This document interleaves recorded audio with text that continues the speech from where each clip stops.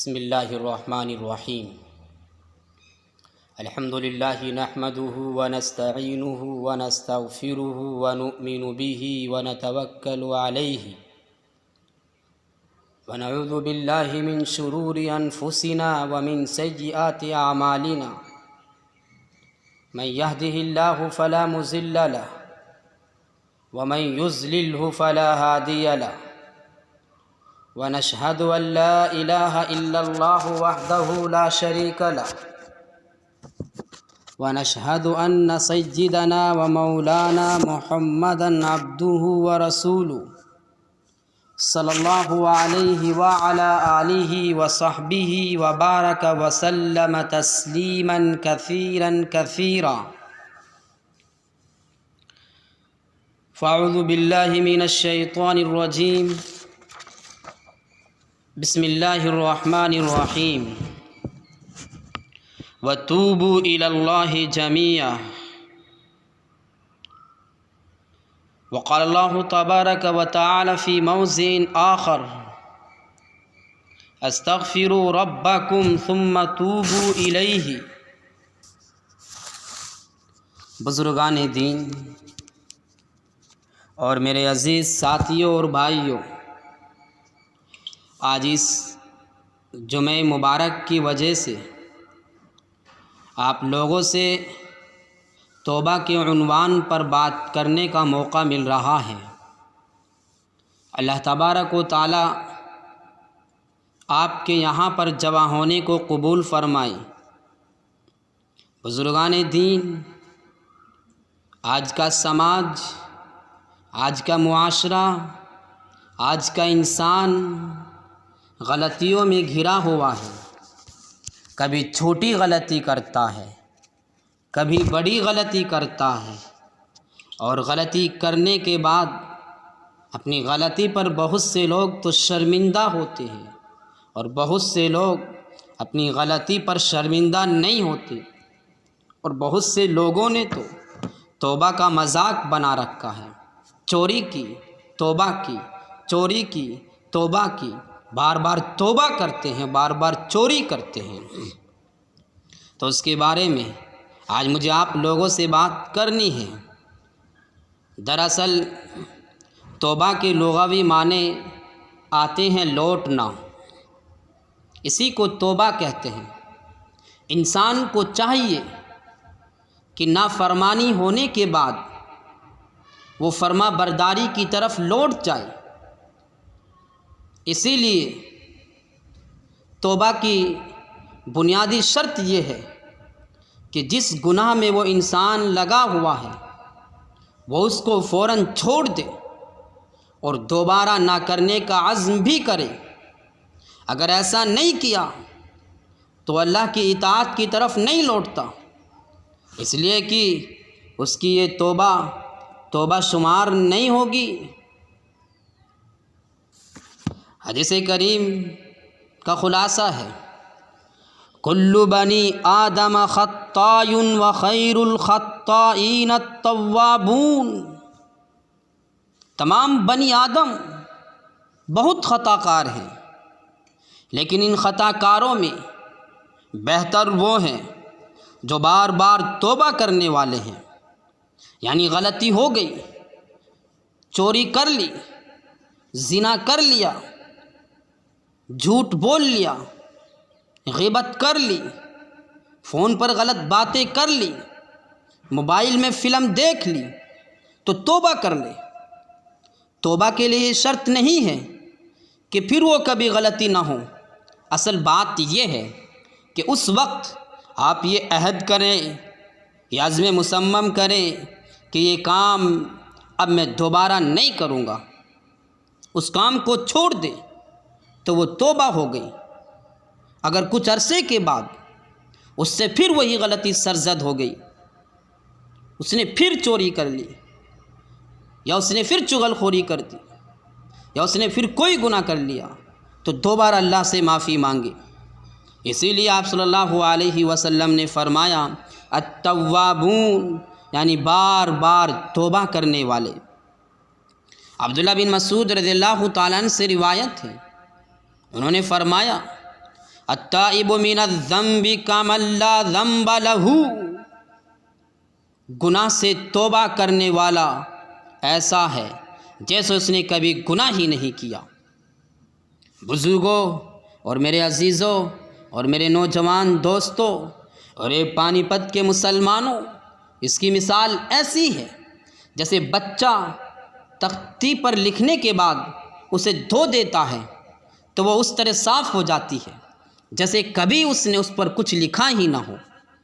یہ حال توبہ کرنے والے کا ہے کہ جب انسان توبہ کر لیتا ہے تو ویسے پاک صاف ہو جاتا ہے جیسے اس نے وہ پہلے گناہ کبھی کیا ہی نہ ہو۔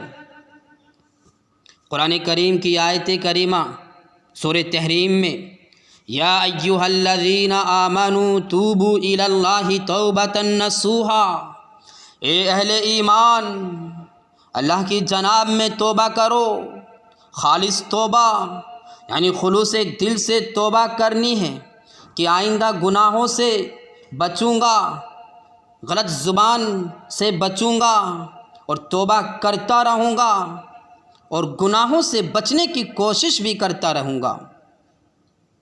قرآن کریم کی آیت کریمہ عسیٰ ربکم ان یکفر عنکم سیئاتکم، امید ہے کہ تمہارا پروردگار، تمہارا گوڑ، تمہارا بھگوان، تمہارا ایشور تمہاری برائیوں کو تم سے دور کر دے گا۔ یہ توبہ کی تاثیر ہے۔ اور سورہ زمر میں اللہ تعالیٰ نے فرمایا قل یا عبادی الذین اسرفوا علی انفسہم لا تقنطوا من رحمت اللہ ان اللہ یغفر الذنوب جمیعا، کہ توبہ کے موضوع پر یہ قرآن حکیم کی عظیم ترین آیت ہے۔ گناہوں کی کثرت کی وجہ سے بعض لوگوں پر کچھ مایوسی طاری ہو جاتی ہے کہ ہم نے اتنے عرصے سے گناہ کر لیے، اتنے گناہ کر لیے، ہمیں کیسے معافی ملے گی، کیسے ممکن ہے کہ ہمیں چھٹکارا مل جائے۔ ایسے لوگوں کے اطمینان کے لیے، ان کی دل جوئی اور ان کی تسلی کے لیے یہ عظیم ترین آیت نازل ہوئی۔ یہ آیت مغفرت کے ضمن میں قرآن مجید کی سب سے زیادہ امید افزا آیت ہے۔ فرمایا قل یا عبادی الذین اسرفوا علی انفسہم، اے نبی، اے پروفٹ، آپ لوگوں سے کہہ دیجئے اگر تم نے اپنی جانوں پر ظلم کیا ہے تو اللہ تعالیٰ فرماتے ہیں اگر تم گناہ کرتے ہو تو اس سے میرا کچھ نہیں بگڑتا، تم کتنے گناہ کر لو، جب تم گناہ کر لو گے اور میرے دیار میں آؤ گے میں تمام گناہوں کو معاف کر دوں گا۔ اس سے معلوم ہوا انسان کے کتنے بھی گناہ ہو تو لا تقنطوا من رحمت اللہ، اللہ کی رحمت سے مایوس مت ہو۔ ان اللہ یغفر الذنوب جمیعا، بے شک اللہ تبارک و تعالی تمام گناہوں کو بخشنے کا اختیار رکھتا ہے۔ اللہ تعالیٰ کی قدرت ہے، اللہ کا اختیار ہے، وہ چاہے تو تمام کے تمام گناہ ایک پل میں معاف کر دے، اس لیے کسی کو مایوس نہیں ہونا چاہیے۔ اللہ تبارک و تعالی بخشنے والا اور رحم فرمانے والا ہے۔ الا من تاب وآمن وعمل عملا صالحا، سوائے اس کے جو تائب ہوا اور ایمان لایا اور اچھے عمل کیے۔ یہاں ایمان لانے سے مراد یہ ہے کہ ایمان کی تجدید کرے۔ جب گناہ کا ارتکاب کیا تھا تو اس کا ایمان اس کے دل سے نکل گیا تھا یا زائل ہو گیا تھا یا کمزور ہو گیا تھا۔ یہ ممکن نہیں کہ انسان کے دل میں ایمان ہو اور وہ گناہ کر لے، ایسا بالکل نہیں ہو سکتا۔ جب گناہ کا ارتکاب کرتا ہے تو اس کا ایمان اس کے دل سے نکل جاتا ہے، زائل ہو جاتا ہے، کمزور ہو جاتا ہے۔ ایسا کیسے ممکن ہو سکتا ہے کہ دل میں قوی ایمان موجود ہو پھر وہ گناہ ہو جائے؟ اس لیے نبی کریم صلی اللہ علیہ وسلم نے فرمایا لا یزنی الزانی حین یزنی وہو مؤمن، کوئی زانی، کوئی زنا کرنے والا حالت ایمان میں زنا نہیں کرتا۔ یہ کیسے ممکن ہے کہ دل میں ایمان موجود ہو اور زنا ہو جائے؟ ولا یسرق السارق حین یسرق وہو مؤمن، اور کوئی جو چور حالت ایمان میں چوری نہیں کرتا۔ ولا یشرب الخمر حین یشربها وہو مؤمن، اور کوئی شخص جب شراب پیتا ہے تو حالت ایمان میں شراب نہیں پیتا، یعنی گناہ کرتے وقت انسان کے دل سے ایمان نکل جاتا ہے، اور جب وہ توبہ کرتا ہے تو ایمان واپس آ جاتا ہے۔ اس لیے میرے بزرگوں اور میرے دوستوں، میرے بھائیوں، حضرت علی رضی اللہ تعالیٰ عنہ کی بات بہت جامع ہے۔ انہوں نے فرمایا کہ توبہ کے لیے 6 بنیادی شرط ہیں۔ سب سے پہلے تو یہ کہ جو اس نے گناہ کیے ہیں اس پر شرمندہ ہو، اس عمل پر نادم ہو، اور دوسری چیز جو فرائض و واجبات اللہ تعالیٰ کے چھوڑ دیے تھے اس کو قضا کرے، اور تیسری چیز کسی کا مال ظلماً لیا ہو تو اس کو واپس کرے، چوتھی چیز کسی کو زبان یا ہاتھ سے ستایا ہو تو اس کی معافی مانگے، پانچویں آئندہ اس گناہ کے پاس نہ جانے کا پختہ عزم ہو۔ جس طرح گناہ کر کے اس نے اپنے نفس کو اللہ کی نافرمانی میں دیکھا ہے، اب وہ اپنے نفس کو اطاعت کرتے ہوئے بھی دیکھے۔ آپ کتنے بھی گناہ کر لو، اب پوری زندگی گناہ کرتے رہو، اگر آپ نے سچے دل سے اللہ تبارک و تعالیٰ سے توبہ کر لی تو اللہ تبارک و تعالیٰ تمہارے تمام گناہوں کو معاف کر دے گا۔ حدیث میں آتا ہے الاسلام یہدم ما کان قبلہ، کہ اسلام لانے کے بعد وہ تمام چیزیں منہدم ہو جاتی ہیں جو اس سے پہلے ہوئی تھی، وہ تمام کی تمام چیزیں ختم ہو جاتی ہیں۔ اس لیے میرے عزیزو، آج ہی سے پکی سچی توبہ کرو، اور اس توبہ کو لے کر اس مسجد سے جاؤ اور لوگوں کو بتاؤ کہ تم نے کتنے بھی گناہ کیے ہو، تم نے کتنی بھی نمازیں چھوڑی ہو، تم نے کچھ بھی کیا ہو، اللہ تبارک و تعالیٰ تمہارے ہر گناہ کو معاف کر دیں گے، ہر گناہ کو تمہارے بخش دیں گے۔ اے اللہ کے بندو، توبہ کرنے میں جلدی کرو، کیونکہ موت کا پتہ نہیں کہ کب وہ ہمیں آ دبوچ لے۔ حضرت لقمان نے اپنے بیٹوں سے کہا تھا، اے میرے بیٹے، توبہ کرنے میں دیری مت کرنا، کیونکہ موت اچانک آئے گی۔ اللہ احکم الاحکمین کا فرمان ہے۔ اس لیے جو غلطی تم سے ہوئی، جو نمازیں تم نے چھوڑی، ان سب کی توبہ کرو۔